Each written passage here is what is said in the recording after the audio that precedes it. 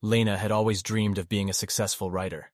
She had already published a few books, but her latest project was proving to be a challenge. She had been struggling for weeks to come up with a good idea for her next novel.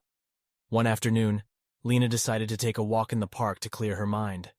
As she strolled along the tree-lined paths, she noticed an elderly man sitting on a bench, staring off into the distance. Curiosity getting the better of her, Lena approached the man and struck up a conversation.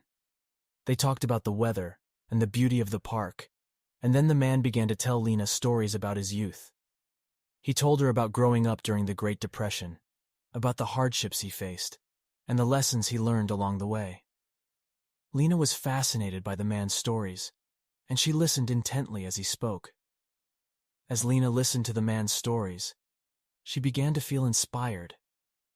She realized that there was a wealth of material in the man's stories that she could use for her next novel. After saying goodbye to the man, Lena headed home, feeling more energized than she had in weeks. She sat down at her desk and began to write, using the stories she had heard in the park as the basis for her new novel.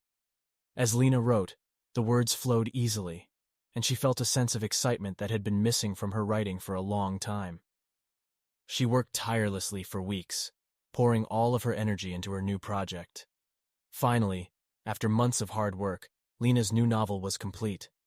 She sent it off to publishers, and to her delight, it was accepted immediately. The book became a bestseller, and Lena was hailed as a brilliant new voice in literature. As she accepted awards and accolades, Lena never forgot the elderly man in the park who had inspired her. She always made time to visit him, and they continued to have long conversations about life, love, and the power of storytelling. In the end, Lena realized that inspiration can come from the most unexpected places. All it takes is an open mind and a willing heart to find it.